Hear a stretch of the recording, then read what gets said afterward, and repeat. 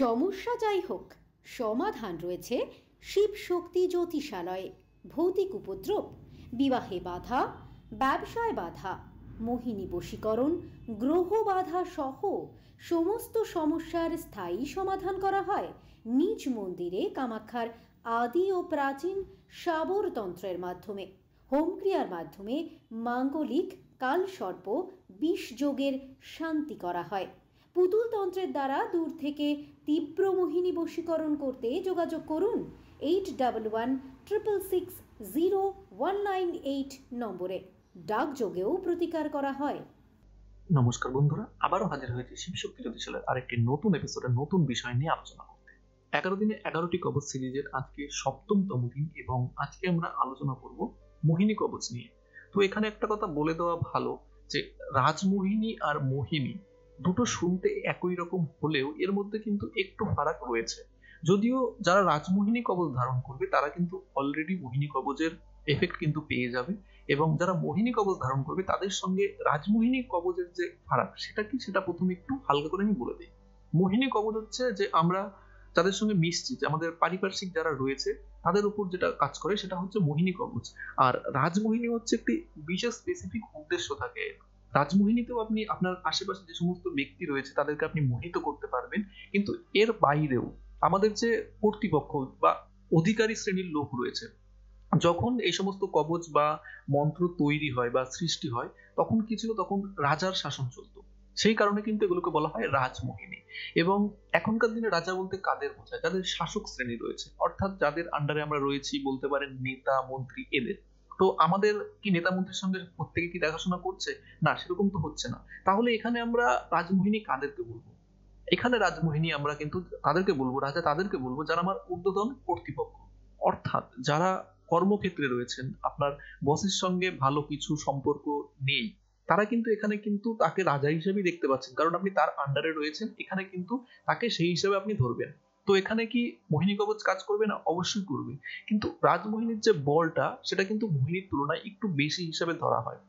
এবং মোহিনী কবচ যেটা বলা হয় সেটা শুধুমাত্র লেখার মাধ্যমে, কিছু মন্ত্র কবচ লেখার মাধ্যমে তৈরি হয়। আর রাজমোহিনী যেটা তৈরি হয় সেটার মধ্যে কিন্তু গাছগাছরা এবং আরো কিছু বিশেষ উপাদান থাকে, সেগুলো দেওয়া হয়, কিছু নকশা দেওয়া হয় এবং সেই সঙ্গে কিছু মন্ত্র থাকে। তো রাজমোহিনীটা কিন্তু একটা কম্বিনেশন, অনেক কিছুর কম্বিনেশন দিয়ে কিন্তু রাজমোহিনীটা তৈরি হয়।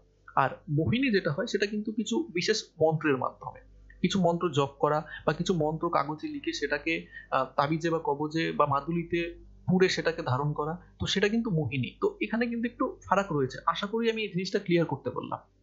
তো মন্ত্র যদি এখানে বলা হয়, তো এখানে মন্ত্র হিসাবে কিন্তু যে কোনো কামাখ্যা মন্ত্র, কামাখ্যা মায়ের যে কোনো মন্ত্র অথবা কামাখ্যা মায়ের বীজ মন্ত্র কিন্তু এখানে জপ করতে পারেন মন্ত্র হিসাবে। মোহিনী বা রাজমোহিনীর জন্য কিন্তু স্পেসিফিক মন্ত্র এরকম ভাবে কিন্তু কোনো উল্লেখ নেই যেটা জপ করতে হবে। তো এখানে কিন্তু যারা কামাখ্যা মায়ের মন্ত্র জপ করে তাদের মধ্যে কিন্তু যে মোহিত করার যে ক্ষমতা সেটা কিন্তু জন্মায়।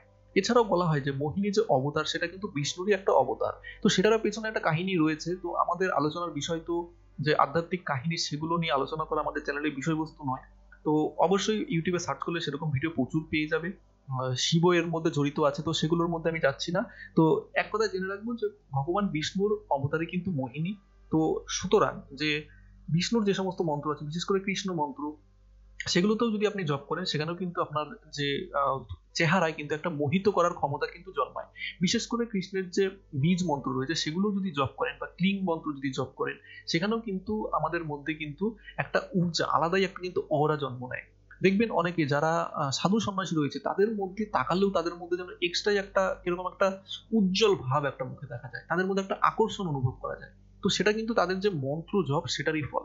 তো কোনো পজিটিভ দেবদেবীর যে মন্ত্র সেগুলো জপ করে যে মোহিত করার ক্ষমতা জন্মায় সেটা কিন্তু চিরকালীন এবং চিরস্থায়ী, সেটা আপনার সঙ্গেই থাকবে এবং আপনার মধ্যেই নিহিত থাকবে। কিন্তু কবচ মাদুলি এইসবের মাধ্যমে, অর্থাৎ সাবর বিদ্যা যেগুলো রয়েছে সেগুলো কিন্তু চিরস্থায়ী নয়, এগুলো হলো ক্ষণস্থায়ী। অনেকের মধ্যে ভ্রান্ত ধারণা রয়েছে যে রাজমোহিনী বা মোহিনী কবচ ধারণ করলে সঙ্গে সঙ্গে তৎক্ষণাৎ বশীকরণ হয়ে যায়, যা বলবে তাই শুনবে। সেটা কিন্তু একদম পুরোপুরি ভুল ধারণা। এবার কি সেগুলো কি হয় না? হ্যাঁ, সেগুলোও হয়।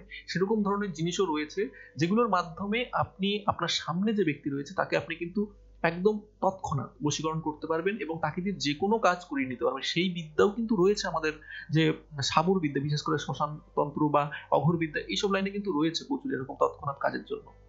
কিন্তু সেগুলো পাওয়া এতটা সহজ নয়। সেই সব বিদ্যা শেখা এবং সেই সব বিদ্যা অর্জন করতে বা সেই সব বিদ্যা প্রয়োগ করতে যে সমস্ত জিনিসগুলো প্রয়োজন হয় সেগুলো কিন্তু দুর্লভ, এবং একটা সাধারণ মানুষের পক্ষে সেই সমস্ত জিনিস জোগাড় করা এতটাও সহজ নয়। তো অবশ্যই সেগুলোতে যাচ্ছি না। তো আমি যে মোহিনী কবচ বা রাজমোহিনী কবচের কথা এখানে বলছি, সেখানে কিন্তু এরকম ধরনের যদি আপনি আশা রাখেন যে সামনের জনকে তৎক্ষণাৎ বশীকরণ করে ফেলবো, যা বলবো তাই শুনবে, সেরকমটা হবে না। কারণ আমি অন্যান্য ভিডিওর মতো কিন্তু কোনো মিথ্যা আশ্বাস আমি দিই না। যেটা বাস্তবে সম্ভব, যেটার দ্বারা, সেটাই কিন্তু আমি বলি। আর সেই ধরনের যে তৎক্ষণাৎ হয়ে যাবে সেসব অবশ্যই ইউটিউবে কেউ এরকম এসে কিন্তু আলোচনা করবে না। আর কারোর কাছে সে বিদ্যা থাকলে সেগুলো কিন্তু ইউটিউবে এসে দেবে না। তো অবশ্যই অন্ধভাবে কোনো ইউটিউব চ্যানেলে বলছে যে তৎক্ষণাৎ বশীকরণ, 1 সেকেন্ডে বশীকরণ, 1 ঘন্টায় বশীকরণ, এইসব থেকে কিন্তু দূরে থাকার চেষ্টা করুন। তো আমি যেটার কথা বলছি সেটা কি হবে, দেখুন, আপনি যদি কোনো ব্যবসার সঙ্গে জড়িত থাকেন বা আপনি কোনো জব করছেন, আপনার সেখানে প্রমোশন হচ্ছে না, ব্যবসা করছেন, আপনার দোকানে খরিদ্দার আসছে, তারা কথাবার্তা বলছে কিন্তু কিছু না নিয়ে চলে যাচ্ছে, এইসব ক্ষেত্রে যে সমাধান সেগুলো কিন্তু আপনি করতে পারবেন। আপনি কোনো সেলস পারসন, অর্থাৎ আপনি বাড়িতে গিয়ে কোনো কিছু সেলস করেন, বিক্রি করেন, সেখানে আপনি গিয়ে ভালো একটা ফল পাচ্ছেন না, মানে ভালো রকম ভাবে সেটা করতে পারছেন না, আপনার কাছ থেকে জিনিস নিচ্ছে না। তো সেই সব জায়গাতেও কিন্তু এই যে মোহিনী কবচ বা রাজমোহিনী কবচ এসব যদি ধারণ করেন, সেখানে কিন্তু খুব সুন্দর ফল পাওয়া যায়।